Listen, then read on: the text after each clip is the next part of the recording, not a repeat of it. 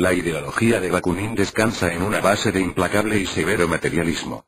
El hombre, ser material, nace en un mundo donde existen algunas grandes realidades inevitables y evidentes, a las que es preciso acomodarse, y varias abstracciones corporeizadas, inútiles y despóticas, que entorpecen la vida racional del ser, y contra las que es posible y necesaria la rebelión. Las dos grandes realidades son la sociedad y la naturaleza. La religión, con la moral y la Iglesia como consecuencias principales, y el Estado, con la ley y el gobierno como resultantes más inmediatos, son las dos abstracciones esenciales que una parte de los hombres ha convertido en eficacísimos medios de oprimir y expoliar al resto de sus semejantes. No cabe el evadirse a la naturaleza, cuyas condiciones de relación con la humanidad hay que conocer y observar estrictamente, si no se quiere ser aplastado por los hechos naturales al seguir estos su curso lógico. El hombre que quisiera rebelarse al acto natural e imperativo de comer, moriría. El hombre que intentara rebelarse al acto imperativo, natural, de morir, no moriría menos.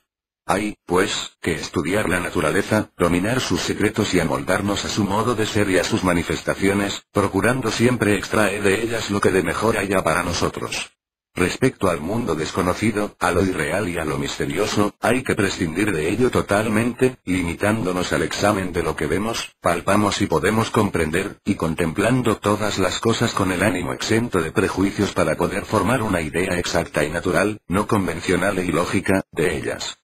Quien, por ejemplo, comenzase a hacer estudios espíritas, llevando la convicción previa de que los espíritus existen, no podrá nunca llegar a la verdad, pues cualquier indicio que encuentre lo considerará afirmativo, mientras que el no encontrar indicio alguno no debilitará en nada una fe que ya vibraba a priori sin necesidad de comprobación ninguna.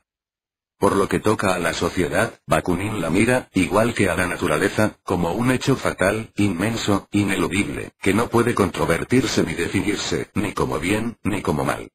Es, simplemente, una realidad superior y anterior a todas las voliciones y a todas las posibilidades humanas. Como la naturaleza, corno la vida misma, la sociedad tiene que admitirse sin discusión. Así como al descontento de haber nacido en la tierra no le queda ni aun la solución de arrojarse fuera del orbe, al descontento de la sociedad, como al descontento de la naturaleza, y como al descontento de la vida, no se le ofrece salida posible.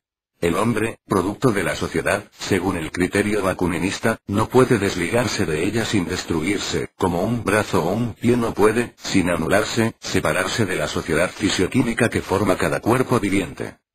El anarquista verdadero no es, pues, un negador de la vida, un enemigo de la sociedad, un partidario de la nada.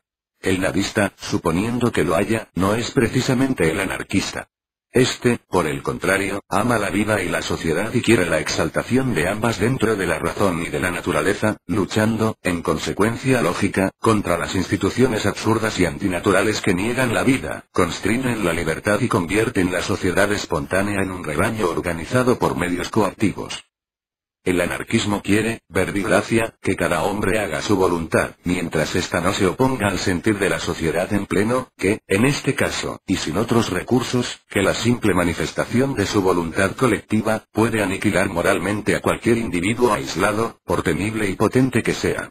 Pero si la voluntad de este individuo coincide con la de otros, nada se opone a que todos ellos, individuos libres, se federen en un grupo libre, cuyos deseos selectivos pueden, sucesivamente, realizarse mediante asociaciones voluntarias con otros grupos. Indudablemente, nada hay aquí de absurdo, antinatural o negativo. Por el contrario, es disparatado, estúpido e indignante, y, sobre todo, pugna con las leyes de la naturaleza, el que un individuo, en virtud de una ley convencional, que no ha contribuido a promulgar o ha sido promulgada con su voto en contra, pueda ser compelido a verificar actos que dejan o le repugnan, obligándole a verificarlos con el empleo de los medios impositivos de que dispone un Estado en cuya organización, composición, regencia y beneficio no tiene arte ni parte el individuo de que se trata. La razón que en principio asiste a Bakunin y a los anarquistas, resplandece, deslumbradora, en este como en otra infinidad de casos. Es, por lo tanto, el Estado, con sus consecuencias, ley, gobierno, coacción, y no la sociedad, lo rechazado y combatido por Miguel Bakunin. En un principio, cuando el hombre comenzó a despertar del sueño magnético de la irracionalidad en que vivió sumido durante cientos de siglos, la religión fue el órgano moral y el Estado el instrumento material de los que la sociedad, instintivamente, se valió para aglutinarse y progresar. Pero el hecho de que esas instituciones hayan tenido en la historia una evidente importancia y hayan constituido una necesidad absoluta, no abona el que la humanidad tenga que continuar llevándolas sobre sus hombros tal que dos fardos. Es como si el andador en que un niño ha dado sus pasos primeros se convirtiera en objeto permanente de su uso cuando ya ha dejado de serle preciso.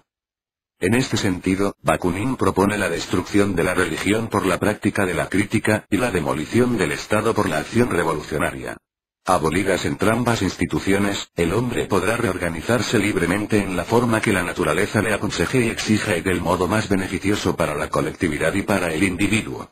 Sin leyes, sin autoridades, sin monopolios ni contribuciones, el ejercicio de cualquier actividad será mucho más fácil, grato y fructífero.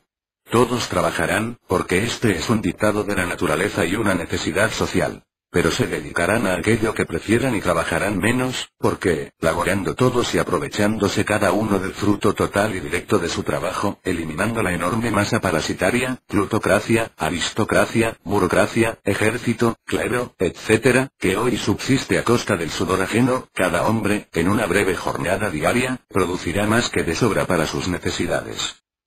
Para llegar a una anarquía perfecta, en la que todos los seres, libres de las cadenas seculares, vivan armoniosamente, independientemente, dentro de la naturaleza y de la sociedad, no solo es imprescindible derribar el Estado de un golpe, sino que hay que continuar, quizá por espacio de muchos años, lo que Miguel Bakunin, anticipándose al bolchevismo ruso, llamaba la revolución permanente, tanto para ahogar probables intentos de restauración del Estado, como para abatir sucesivamente las formas transitorias e intermedias que se fueren creando en el paso del estatismo a la anarquía.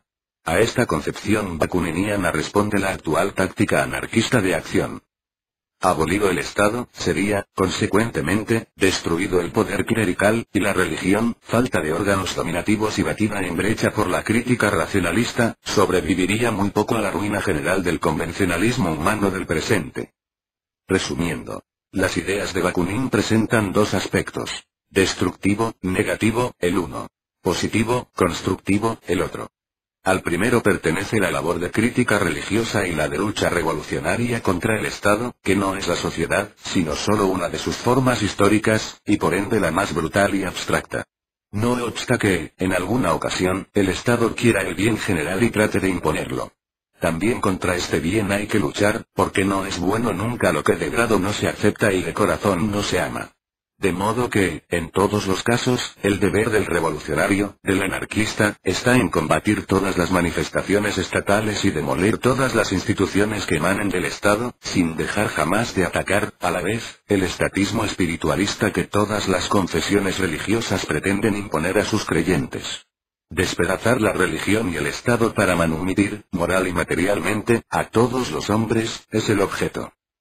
La parte constructiva del anarquismo se refiere a la reorganización social en la anarquía. Bakunin rebate la teoría de que, hecha la revolución, sea un número determinado de hombres el que se encargue de reconstruir la sociedad. La creencia bakuninista es muy otra, y propugna la conveniencia de dejar al pueblo dueño de sus destinos, para que él mismo, siguiendo sus propios sentires, al margen de toda imposición, de toda dictadura permanente o provisional, se trace sus normas de conducta y se organice como bien le parezca. Que todas las pasiones se exacerben, que se desencadenen todos los instintos, decía Bakunin, y de ese temporal humano saldrá la armonía del porvenir. No obstante, el propio Bakunin reconocía la conveniencia de crear algún órgano de acción que, en un momento dado, interpretando la libérrima voluntad de sus afiliados todos, dictase, sin carácter oficial, las líneas generales de una reorganización común, y las hiciese triunfar en la conciencia de las masas. La alianza tendía a este fin, como anteriormente hemos visto. Pero nótese que esta institución no tendía a establecer una dictadura de partido, como los comunistas han hecho en Rusia y los fascistas han impuesto a Italia. No. La alianza, procediendo en nombre de la razón natural, aspiraba al triunfo de sus creencias en el ánimo de las masas, para que éstas se manifestasen y operasen según el criterio aliancista que se formaría, colectivamente, por la suma de los criterios de todos los aliados. No se intentaba, pues, forzar al pueblo a aceptar un dogma, como hacen los católicos en el orden religioso, los fascistas en el político y los comunistas en el social. El objeto era crear una voluntad colectiva y realizarla. Y como a la alianza, en principio, eran admitidos todos sin que a nadie se le impusiese un credo ni un reglamento que le limitase su libertad, la voluntad de la organización podía ser el total de un conjunto de voluntades naturales espontáneas y humanas de verdad, por cuanto brotaban del seno mismo del sentimiento y el pensamiento de cada individuo. Antes hemos tenido ocasión de apreciar cuáles eran las ideas de Miguel Bakunin respecto a las condiciones en que había de reanudarse la vida social. Deshechos por la violencia a los lazos forzosos que unen hoy a los individuos con las colectividades y a estas entre sí, la reorganización se haría de abajo a arriba, de menor a mayor, según los principios del federalismo integral. El hombre, libremente federado en sindicatos para atender a las necesidades económicas, libremente agregado a municipios libres desde el punto de vista territorial. Los sindicatos, agrupándose voluntariamente unos a otros. Los municipios federándose libremente, para constituir provincias o regiones. Las regiones, uniéndose espontáneamente para constituir nacionalidades libres y éstas confederándose a su vez. A este respecto, observaré que el programa de los republicanos federales españoles viene a coincidir, sin demasiadas diferencias, con las aspiraciones ideológicas de los anarcosindicalistas, y no está quizá lejano el día en que el Partido Federal, la Confederación Nacional del Trabajo y las federaciones anarquistas de España lleguen a un convenio de ayuda mutua para la acción, ya que no también para la ideología. Expuestas quedan aquí las ideas principales de carácter práctico que distinguieron e individualizaron la ingente personalidad filosófica de Bakunin. Y, para terminar, transcribiré las palabras con que el gran agitador define las aspiraciones supremas del individuo en su marcha ascendente de la fatalidad ciega al libre albedrío, de la autoridad, autocracia, a la libertad, acracia. Insignificante y perecedero, gota impalpable en el mar sin orillas de la evolución universal, con dos eternidades desconocidas, detrás una, delante la otra, el hombre activo, pensante, consciente, reposa, orgulloso, en el sentimiento de la libertad, que él mismo se labra, alumbrando, libertando, revolucionando al mundo que le rodea. Este es su consuelo, su premio y su paraíso, su palabra postrera, su pensamiento más profundo sobre la unidad del universo, será el sentimiento de la eterna transformación universal. Esto es un movimiento sin principio ni fin, ilimitado. Lo opuesto a cualquier clase de providencia, la negación absoluta de Dios.